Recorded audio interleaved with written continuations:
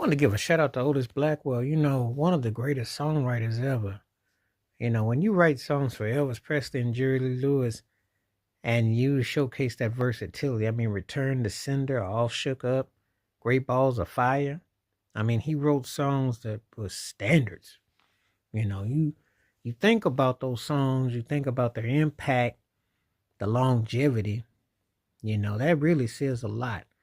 Otis Blackwell doesn't really get talked about a whole lot because obviously it's always about the artist. But then again, I've seen artists, songwriters get love and recognition.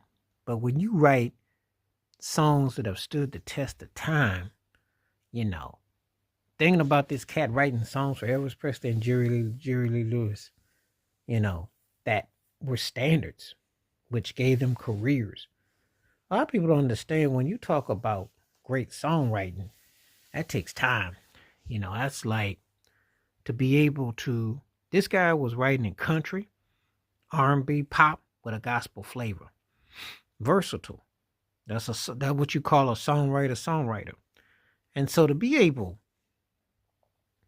to connect that, and especially selling it to white artists, where that music was gyrating through their souls, and to connect on that level at that time, says a lot. Says a lot. This guy really had an incredible gift. And I say it like that because he's writing from an aesthetic where Presley followed the demo verbatim. So he had to, get it, had to hit the notes, had to understand that the tones, the accent, make that stuff work.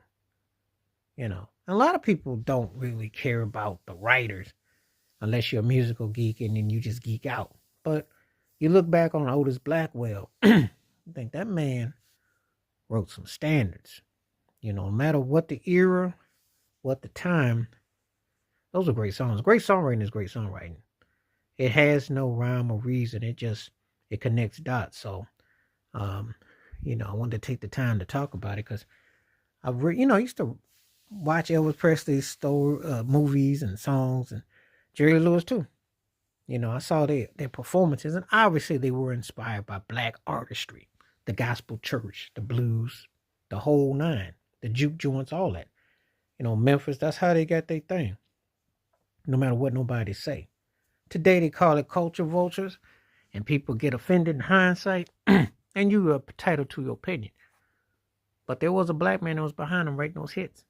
That's the part that someday need to be in a movie, and that story need to be really told. How those guys got anointed and moved in